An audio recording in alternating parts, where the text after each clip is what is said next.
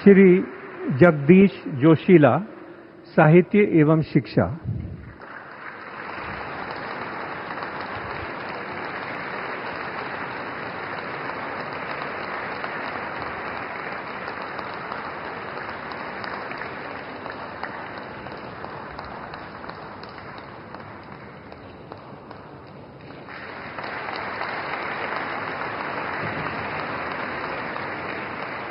नमस्कार, आप सभी दर्शकों का स्वागत है ऑनर्ड पर्सनालिटी के इस खास पेशकश में, जहां हम लगातार अलग अलग सूबे से, अलग अलग प्रांत से लोगों से मिलवा रहे हैं। पद्मश्री आ रहे हैं हमारे साथ और जुड़ रहे हैं। इस खास श्रृंखला में हमारे साथ एक खास अतिथि जुड़ रहे हैं जिनका नाम है श्री जगदीश जोशीला जी, जो निमाड़ी साहित्य के जनक माने जाते हैं, अग्रदूत माने जाते हैं। और खास तौर से इन्हें निमाड़ी साहित्य के लिए बहुत सारा सम्मान मिला है, अंतर्राष्ट्रीय और राष्ट्रीय स्तर पर ख्याति प्राप्त है। और न केवल निमाड़ी साहित्य के लिए बल्कि हिंदी साहित्य में भी इनका खासा दबदबा है। तो आज की इस खास पेशकश में, खास श्रृंखला में हम जोशीला सर से बात करेंगे। श्री जगदीश जोशीला जी, इनके साहित्य की चर्चा और यात्रा यहाँ तक कैसे कैसे पहुंची। स्वागत है सर। नमस्ते सर, आपको पद्म सम्मान मिला है और पूरा मध्य प्रदेश, आप मध्य प्रदेश के इंदौर के आसपास, खगौन जिले के आसपास से आते हैं। कैसा लगता है जब आपको साहित्य रचना के लिए पद्म सम्मान जैसे राष्ट्रीय सम्मान से नवाजा जाता है? मूलतः मैं ठेठ गांव का निवासी रहा हूँ। अभावग्रस्त जीवन रहा है। एक मजदूर परिवार में जन्म हुआ है मेरा। लंबे संघर्ष के बाद कहीं न कहीं अंतस में, हृदय में ये पीड़ा थी कि मैंने जहाँ पर जन्म लिया है वह मेरी मातृभाषा उपेक्षित है और धीरे धीरे विलुप्तता के कगार पर है। तो मैंने अपनी मातृभाषा के प्रति अपना यह ऋण अनुभव करके और अपनी मातृभाषा को पुनः स्थापित करने का संकल्प लेकर यह अभियान शुरू किया। और हमारे ये प्रयास के कारण, चूंकि बोली होती, एक तो बोली है और बोली का यदि व्याकरण, शब्दकोश, उसका मानक स्वरूप यदि यह निर्धारित हो जाता है तो वह लोक भाषा के दायरे में आ जाता है। यह मैं बड़े गर्व के साथ कहना चाहता हूं कि लंबे श्रम के बाद हमारा व्याकरण तैयार है, शब्दकोश तैयार किया है और उसका मानक स्वरूप तैयार करके, मूलतः देवनागरी लिपि है वो, लेकिन कुछ शब्द हैं जिनको लेकर कहीं न कहीं श्रोता समझ नहीं पाते हैं या पाठक समझ नहीं पाते हैं या पूर्णतः उसे संबोधित करने में कहीं न कहीं गलती कर लेते हैं, तो अर्थ का अनर्थ हो जाता है। लोक भाषाओं की यही विशेषता है। सब वैश्वीकरण के युग में जहाँ पे हिंदी विस्तारित हो रही है, इसे राजभाषा का दर्जा दिए जाने की बातचीत लगातार हो रही है, साथ साथ हम ग्लोबल इंग्लिश की भी बात करते हैं। ऐसे में निमाड़ी साहित्य को लेकर आप, उसके अस्तित्व को लेकर आप क्या सोचते हैं? किस तरह से निमाड़ी साहित्य आगे बढ़ेगा? नहीं, निमाड़ी साहित्य को मूलतः हमारी जो राष्ट्रभाषा है हिंदी, हिंदी की समृद्धि की बुनियाद हिंदुस्तान की समस्त लोक भाषा है। सारी लोक भाषाओं से आए हुए शब्द ही हिंदी को समृद्धता, एक विश्व स्तरीय एक स्तर बनाए हुए हैं। तो हम जब तक लोक भाषाएं समृद्ध नहीं होगी, हम राष्ट्रभाषा को समृद्धि प्रदान नहीं कर पाएंगे और उसे विश्व स्तरीय अपना स्थान नहीं दिलवा पाएंगे। इसलिए लोक भाषाओं को, शासन को भी चाहिए कि, हालांकि शासन अभी कर रहा है, बहुत समर्थन कर रहा है लोक भाषाओं को लेकर। स्थानीय स्तर पर त्रिभाषा नीति जो शासन ने स्थापित की है, उसमें लोक भाषा को पहली प्राथमिकता दी है, क्योंकि लोक भाषा में कही हुई बात यदि शिक्षा जगत में भी समाविष्ट होती है तो व्यक्ति उन भावों को, उनकी भाषा के शब्दों को वो अपने आप में ज्यादा ग्रहण कर सकता है। इस कारण से उसको लोक भाषा का समर्थन सरकार दे रही है। लेकिन ऐसे समय में जब कई सारी क्षेत्रीय भाषाएं 8वीं अनुसूची में शामिल होने की दिशा में आगे बढ़ रही हैं, निमाड़ी साहित्य को लेकर क्या कहेंगे आप, या निमाड़ी भाषा को लेकर आप क्या कहेंगे कि क्या इसे कभी अनुसूची में दर्ज होने का अवसर मिलेगा? निश्चित मिलेगा और यही संकल्प हमारा। हमने निवेदन किया था कि बोली को लोक भाषा का दर्जा तो हमने दिलवा लिया है। एक जो झिझक और संकोच निमाड़ी व्यक्ति के मन में दूसरों के सामने अपनी बोली में बात करने का था, वह झिझक आज हमारे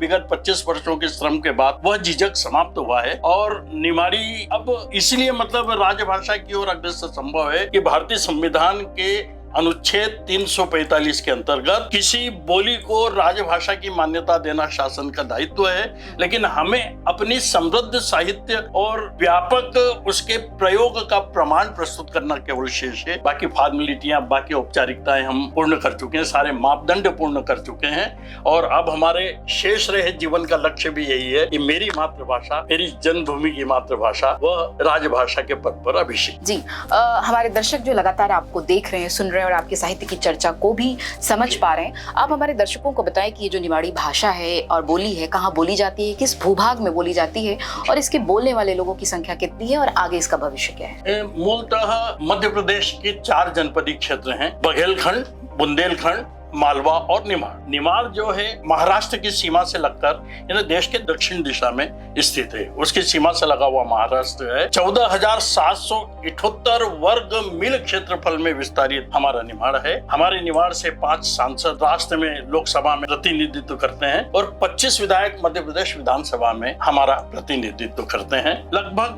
पिछली जो 2011 की जनगणना थी उसमें 1,07,00,000 के लगभग संपूर्ण निमाड़ी थे और चूंकि एक लंबी समय अवधि व्यतीत हुई है, अभी चूंकि जनगणना की प्रक्रिया प्रारंभ हुई है, हमारा ऐसा मानना है कि 1.5 करोड़ से ऊपर की जनसंख्या वर्तमान में निमाड़ की होगी, निमाड़ी की होगी। बड़ी संख्या है। जी हाँ, हम लगातार बात कर रहे हैं जगदीश सर से, जो साहित्य में एक बड़ा नाम है और निमाड़ी साहित्य को निश्चित ही इन्होंने एक नया रूप दिया है, एक नया कलेवर दिया है।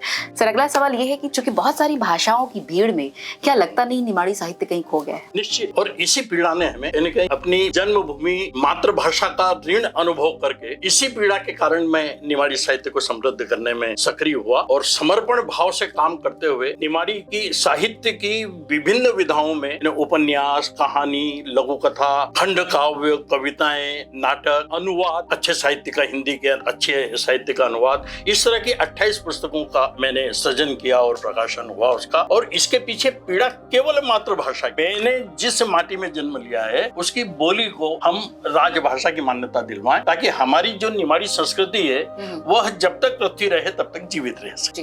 जैसा कि हम सभी जानते हैं कि आपने अलग अलग विधाओं पे कलम चलाई है, आपने नाटक लिखे, गद्य, पद्य, सभी विधाओं में आपने लिखे।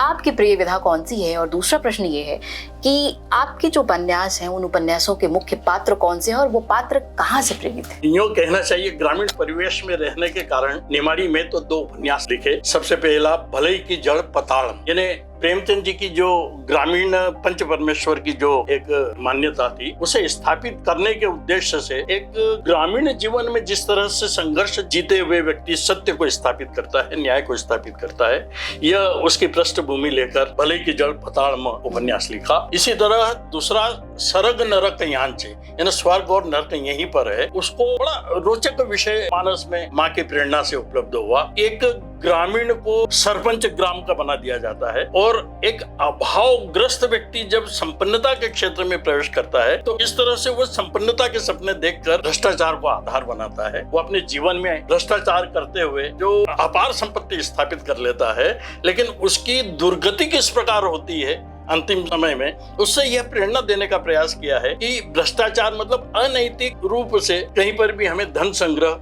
वर्तमान में तो एक लोकाचार हो गया है भ्रष्टाचार, उस पर प्रहार करने के उद्देश्य से इस कृति का हमने सृजन किया था। इसी तरह हिंदी में मेरे 7 उपन्यास प्रकाशित हैं। मेरे निमाड़ में 4 ऐसे महापुरुष हुए हैं जो अपने जीवन काल में तो जन नायक रहे, जनता की सेवा में, परोपकार में, उनके दुख सुख के साथी रहे, लेकिन उनके स्वर्गवासी होने के बाद आज वो देवता रूप में इस देश में स्थापित हैं। वो उपेक्षित पात्र रहे थे, उनको हमने शोध किया, उनके जन्म से लेकर अंतिम समय तक का पूरी तरह दिन दिनांक सहित संग्रह किया और उन पर केंद्रित हमने उपन्यास लिखे। लेकिन संपूर्ण देश उन्हें हिंदी में, इसलिए कि संपूर्ण देश यह समझ सके कि ये निमाड़ की प्रतिभाएं हैं। तो उनमें जैसे आदि शंकराचार्य, मूलतः आदि शंकराचार्य केरल के, मतलब आपने शोध किया, शोध मूलतः वो केरल के, लेकिन बचपन में केरल से चलते हुए वो ओंकारेश्वर आए, ओंकारेश्वर में उन्होंने दीक्षा ली और वहीं पर साधना करके उन्हें जो अनुभूति प्राप्त हुई, जो सिद्धि प्राप्त हुई, उसे वैदिक सनातन धर्म के रूप में संपूर्ण हिंदुस्तान में उन्होंने विस्तारित किया। क्योंकि ज्ञान का केंद्र हमारा निमाड़ रहा, हम उसे अपना महापुरुष मानते हैं। पहले वो, दूसरे संत सिंघा जी हुए। हिंदुस्तान के 325 वर्षों का जो कार्यकाल रहा है उसमें एकमात्र मध्य प्रदेश में संत सिंघा जी ने जन्म लिया था। उस संत काल केवल संत सिंघा जी, और उन्होंने अपने जीवन काल में जो एक सेवा और परोपकार से अपनी छवि बनाई थी लोकनायक की, उनकी मृत्यु के बाद आज 506 वर्षों बाद भी लाखों लोग प्रतिवर्ष उनके समाधि स्थल पर जाते हैं और अपनी अपेक्षाएं पूरी करते हैं, वे संतुष्ट होते हैं। इस तरह भगवान के तुल्य हमारे यहाँ पर संत सिंघा जी पूजे जाते हैं। मुझे ये कहने में संकोच नहीं है कि अहिल्याबाई को मालवा अपना कहता है। हम भी स्वीकार करते हैं कि मालवा यानी इंदौर में रहते हुए उनका विवाह हुआ था, लेकिन मूलतः उन्होंने राजधानी अपने जो राजमाता के रूप में स्थापित की वो महेश्वर में, वो महेश्वर मेरे निमाड़ का है। और 29 वर्षों तक शासन करते हुए उन्होंने संपूर्ण विश्व को एक सुशासन की दिशा प्रदान की थी, वो माँ अहिल्याबाई हमारी तीसरी रही, अहिल्याबाई होलकर। और चौथा जो सबसे उपेक्षित पात्र था, जिसे शासन के रिकॉर्ड में भी डाकू और धाड़ेती के नाम से स्थापित किया हुआ था, वह था जननायक टंट्या भील से मैं यह कहने में ये अतिशयोक्ति नहीं है कि मैंने उसके जन्म से लेकर अंतिम फांसी देने तक का दिन दिनांक सहित संग्रह करके और 7 वर्षों में उसका तन मन धन समर्पित करके उसका संग्रह किया, और उसके प्रमाणों से संतुष्ट होकर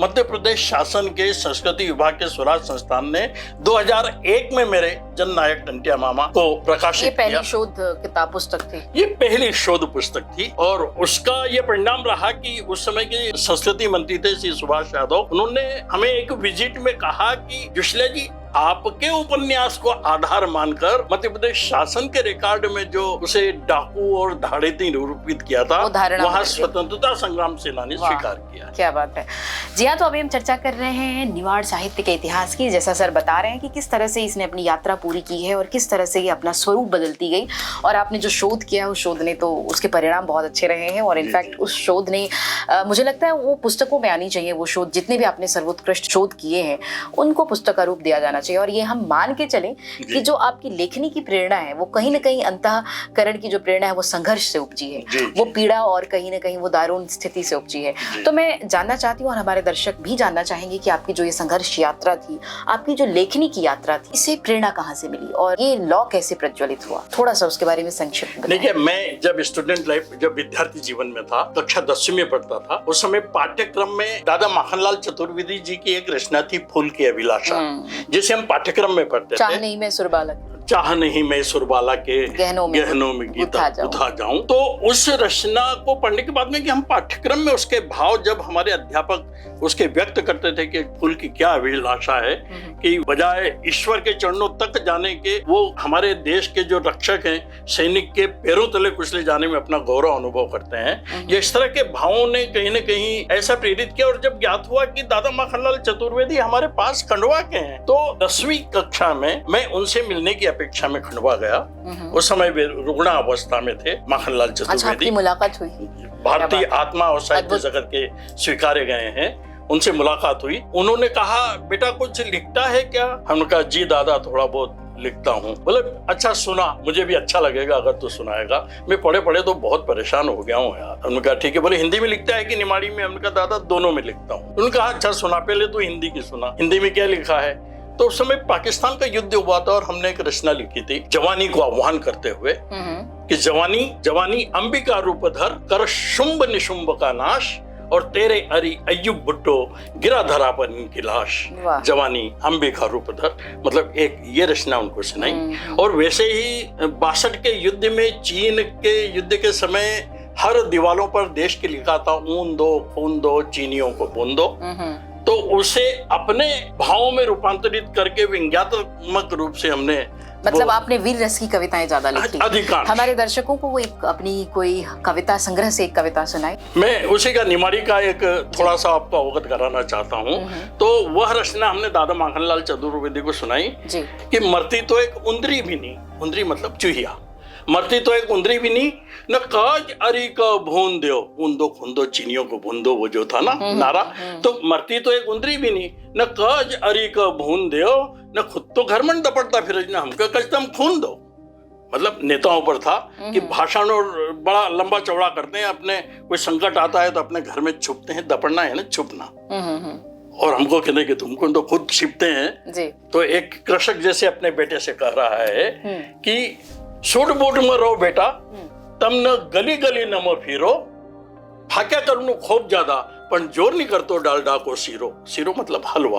और उस जमाने में डालडा बड़ा प्रचलित था, डालडा ही था, ब्रांड नहीं था, यूं कहना ज्यादा उपयुक्त तो होगा जी। तो सूट बूट में रहो बेटा, न गली गली न म फिरो, न फाक्या करूँ खूब ज्यादा पर जोर नहीं करतो डालडा को सीरो, न म्हारा नाना नथ्या का देखो तो बड़ी जोर सी फाकज, न आई जा कहीं कुतरी अगवाड़ सी तो पिछवाड़ सी भागे, तो रहो तुम तो खूब मजासी, न गुलाब राशि की बोतल पे हो, न खुद तो घर में दपड़ता फिर न हमको कष्टम खून दो।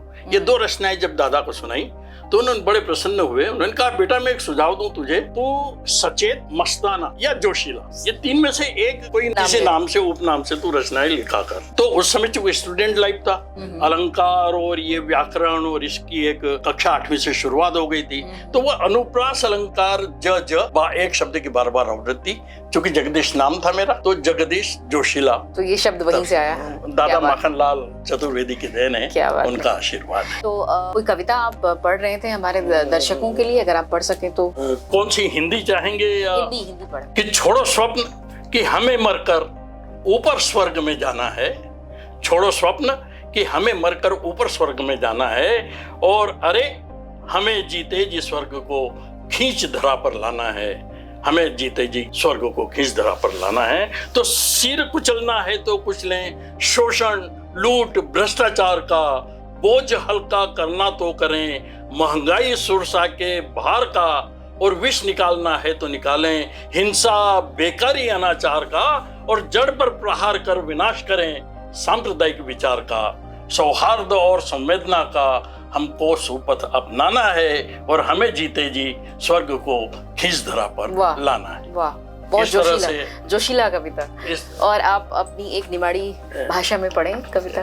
एक निमाड़ी, मैं कहूँ ये बोली है, भाषा नहीं, लोक भाषा कहिए इसे आप, क्योंकि इसका व्याकरण और शब्दकोश इसका तैयार हो चुका है। तो एक अमर पट्टो मतलब अमर पट्टा कि मानुष जिंदगी करे एड़िया, मानुष यानी मनुष्य, एड़िया मतलब पागल, कि मानुष जिंदगी करे एड़िया, लगई रयोज क्यों बट्टो, यानी दाग, लगई रयोज क्यों बट्टो, कहीं तो भगवान का यहाँ से लेना आयो अमर पट्टो, क्या तो ईश्वर के यहाँ से अमर पट्टा लेकर आया हुआ है। तो बड़ा बड़ा नामधारी और एक से एक बड़ा बहादुर, बड़ा बड़ा नामधारी और एक से एक बड़ा बहादुर, न सबर भुई पर छोड़ी न खुला हाथ गया जाधर। सिकंदर ने भी कहा था कि खुले हाथ मेरे रखना मेरी अर्ती के, ये कुछ, ये बहुत प्रसिद्ध उक्ति है। सूखा रोटा खाए के खाए खोबज तरम तर, न जिन्न काम करया नेकी का उनका नाम छे अमर। तो हमरा देखते चटपट हुई गयो जो गभरू तो हट्टो कट्टो, न कहीं तो भगवान का यहाँ से लेना है जो अमर पट्टो। ये इस तरह मतलब मनुष्य को श्रेष्ठ कर्म करने की एक प्रेरणा दिए हुए ये निमाड़ी की रचना है जी। बहुत सुंदर। हमारे सारे दर्शक जो निमाड़ से जुड़ रहे हैं, मेरे ख्याल से जो निमाड़ी साहित्य को जानते हैं, सुनते हैं, पढ़ते आ रहे हैं, उनके लिए एक बहुत अच्छी प्रस्तुति थी। साथ ही मैं कहूँगी कि भाषा, आधिकारिक भाषा हो या राष्ट्रीय भाषा हो या क्षेत्रीय बोलियां हो, वो सभी भाषाएं बोलियों से ही विस्तारित होती हैं। ये छोटी छोटी नदियां हैं और बड़े महासागर में उनको मिलना होता है। तो जिस भाषा और जिस साहित्य को लेकर ये काम कर रहे हैं, निश्चित ही सराहनीय कार्य है। निमाड़ी साहित्य विश्व फलक तक लाने के लिए पुरजोर कोशिश की जा रही है और मुझे लगता है ये कोशिश जारी रहेगी आगे भी। इस बात को आगे बढ़ाते हुए कि हम निमाड़ी साहित्य को लेकर बहुत काम कर रहे हैं, आपने आगे और भी लोगों को जोड़ा है, क्या लगता है कि नई युवा पीढ़ी इस भाषा को पढ़ने को लेकर इच्छुक दिखती है कहीं ना कहीं? क्या उनके भीतर आज टेक्नोलॉजी की दुनिया में इस तरह की क्षेत्रीय भाषाओं को लेकर कोई लालित्य बोध है क्या? बड़ा अच्छा प्रश्न किया है आपने। मूलतः नई जनरेशन जो है, नई पीढ़ी जो है, उसे आप निमाड़ी लोक भाषा की बात कहती हैं, लेकिन राष्ट्रभाषा भी इस अंग्रेजी के कारण उपेक्षित। आज ठेठ गांव में जो कुकुर मुत्तों की तरह जो कॉन्वेंट स्कूल पैदा हुए हैं, उनमें एक गरीब से गरीब, मजदूर से मजदूर व्यक्ति भी अपने बच्चे को उस शाला में प्रवेश करवाकर इंग्लिश सीखने की प्रेरणा देता है, प्रोत्साहित करता है, और उस एक सफल जीवन उसका सिद्ध हो, इसलिए घर में भी अपनी जो बोली है उसको हिंदी में परिणित या इंग्लिश के शब्दों में परिणित कर रहा है। बड़ी लुप्तता के बड़े खतरे में जी रही है वर्तमान में हमारी सभी बोलियां। उन बोलियों को स्थापित करने के लिए जब तक शासकीय स्तर पर बुनियादी कार्य आरंभ नहीं होंगे, ठेठ स्कूलों में अपनी लोक भाषाओं में जब तक शिक्षा प्रसारित करना शुरू नहीं करेंगे, तब तक वो भाषाएं उपेक्षित रहेंगी। और यदि भाषाएं उपेक्षित हुई, एक भाषा शनि कितनी देश की भाषाएं जो बोलियां थी वो समाप्त हो गई हैं, तो उनके साथ एक संस्कृति समाप्त हो गई जी। उस हमारी निमाड़ी संस्कृति को बचाने के लिए हमने हमारे इस परिषद के माध्यम से साहित्य, संस्कृति, कला और संगीत का केवल हम प्रतिनिधित्व करते हैं, और संपूर्ण निमाड़ में हमारी इस पंजीकृत एवं एकमात्र अधिकारी संस्था के वर्तमान में 3,500 आजीवन सदस्य हैं। और हमारा प्रयास ये है कि हम इस जो हमारी पॉपुलेशन, कुल जनसंख्या है निमाड़ की, उसमें से कम 1% का 10वां हिस्सा भी परिषद से जोड़कर लोकतांत्रिक व्यवस्था के अनुकूल जनशक्ति की भी आवश्यकता कहीं पर है, प्रदर्शन की, धरना की, या यानी मापदंड भाषा का पूर्ण करने के बाद में यदि सड़कों पर भी संघर्ष करने की आवश्यकता हो तो हम अपने संख्या बल के आधार पर शासन को अवगत करा सकें कि हम अधिकारी हैं राजभाषा पद के, और वह उस प्रयास में मैं सतत संलग्न हूं। और मेरे कार्यकाल में इन 30 वर्षों में अखिल निमाड़ लोक परिषद ने 22 से, जिसे हमने शुरू की थी 2001 में, आज उसके 3,500 आजीवन सदस्य हैं और वह बहुत तेजी से, बहुत गतिमान है। और कहीं न कहीं भारत सरकार को भी मैं इसका श्रेय देना चाहूंगा कि पद्मश्री पुरस्कार की घोषणा करने के बाद संपूर्ण निमाड़ अपने आप को पद्मश्री अनुभव कर रहा है और वह हमारे साथ जुड़ेगा, हमारी परिषद के साथ जुड़ेगा और हम हमारी मातृभाषा को राजभाषा की मान्यता दिलवाने में सफल होंगे, ऐसा विश्वास। जो प्रश्न मैं अगला प्रश्न इनसे लेना चाह रही थी, संभवतः सर ने स्वयं बता दिया है कि ऐसे लोगों को, ऐसे कलाकारों को, ऐसे साहित्यकारों को जो मौलिक रूप से काम कर रहे हैं और ग्रास रूट लेवल पे बहुत अच्छा काम कर रहे हैं, ऐसे लोगों को पद्म सम्मान जब दिया जाता है तो निश्चित तौर पे एक बड़ी बात होती है, एक बड़ी उपलब्धि होती है। क्या कुछ कहेंगे उन लोगों को जो सुन रहे हैं आपको, देश के नाम कोई संदेश हो, आज आपको पद्म सम्मान मिला है साहित्य के लिए, खासतौर से निमाड़ी साहित्य के लिए, जो बहुत ही कहीं न कहीं विलुप्त होती हुई भाषा थी, जिसे आपने आज विश्व फलक पे ला दिया है, तो क्या कहेंगे, क्या संदेश है देश के नाम, राष्ट्र के नाम? देखिए, व्यक्ति जिस किसी भी क्षेत्र में अपने, चूंकि ये हिंदुस्तान जनपदी क्षेत्र का देश रहा है और विभिन्न जनपदों में कई अपनी जनपदी बोलियां जीवित हैं जो प्रचलन में हैं। हर व्यक्ति को अपनी जनपदी माटी का, अपनी भूमि का, अपने जनपद की जमीन का एक कर्ज, एक ऋण अनुभव करना चाहिए और जनपद की जनपदी बोली को, अपने क्षेत्र की बोली को उपेक्षित नहीं करना चाहिए। यह एक मात्र घात जैसा होगा, जड़ों से कटने वाला जैसा काम अभी तक सिद्ध हुआ है। इसलिए हर व्यक्ति को अपनी बोली से, अपनी भाषा से, अपनी माटी से जुड़ के रहना चाहिए और अपनी बोली को समृद्धि प्रदान करने के लिए सतत उसका प्रयोग करते रहना चाहिए, तभी वह जीवित रह पाएगी। क्योंकि एक बोली के साथ एक संस्कृति समाप्त होती है, तो हम सिर्फ साहित्य, संस्कृति, कला और संगीत का प्रतिनिधित्व करते हैं, उसमें हम कहीं राजनीति को प्रवेश नहीं देते हैं। उसमें न हम जाति देखते हैं, धर्म देखते हैं, न वर्ग देखते हैं, न ही राजनीतिक दल देखते हैं। हमारी परिषद शुद्ध रूप से अराजनीतिक है और उसमें हम संपूर्ण निमाड़ियों को, किसी विचारधारा के हों, किसी धर्म के हों, किसी जाति के हों, उनको हम अपने सदस्य बनाते हैं और इस तरह शक्ति संकलित करके हम राजभाषा के पद पर बढ़ने का प्रयास करते हैं। जी, भाषा की ये प्रवाह मयता बनी रहे, भाषा सरस बने, सहज बने और जिस तरह से क्रांति भाव से भाषा को आगे बढ़ा रहे हैं, निश्चित तौर पे कहीं न कहीं वो उत्कर्ष पे पहुंचेगी। इससे पहले कि हमारा कार्यक्रम समाप्त हो, हम एक रैपिड राउंड क्वेश्चन फायर लेते हैं जिसमें हम छोटे छोटे शब्दों का एक छोटे आंसर्स लेते हैं। आप तैयार हैं सर रैपिड राउंड के लिए? जी जी, तो उसमें सिर्फ एक शब्द में आपको जवाब देना है। शुरू करें जी। आपकी प्रिय पुस्तक? इतिहास, स्वतंत्रता संग्राम में बलिदान। आपके गुरु? Mister BK Joshi. एक ऐसा स्वप्न जो आप भारत के लिए देखना चाहते हैं? यह देश विश्व गुरु बने। आपके सुनने वाले और आपके छात्रों के लिए, जो आपको सुन रहे हैं, उनके लिए कोई प्रेरक सूक्ति, एक वाक्य? अपनी मातृभाषा से जुड़िए है, राष्ट्रभाषा संपन्न होगी। एक अंतिम वाक्य, भारत के नाम एक संदेश। यह देश सिरमौर बने विश्व में। जी, इसके साथ ही रैपिड राउंड क्वेश्चन यहीं पे समाप्त होता है और सर ने सारे सवालों के माकूल जवाब दिए हैं और सभी सवालों से हम निश्चित तौर पे हमारे दर्शक भी संतुष्ट होंगे। बहुत बहुत धन्यवाद सर, आपने हमने इतना कीमती वक्त दिया, निमाड़ी साहित्य के बारे में इतना कुछ बताया और हमारे दर्शकों तक अपनी बात पहुंचाई। निश्चित तौर पर साहित्य की जो ये साधना है आगे सतत रूप से प्रज्वलित रहेगी और ये जो क्रांति का भाव लिए जगदीश सर आगे बढ़ रहे हैं, इनके साथ और भी ये कारवां आगे बढ़ता रहे और निमाड़ी साहित्य जो है वो विश्व फलक पे आगे चमके। इसी अपेक्षा के साथ मिलते हैं किसी और पद्मश्री से किसी और एपिसोड में। तब तक स्टे ट्यून। नमस्कार। नमस्कार।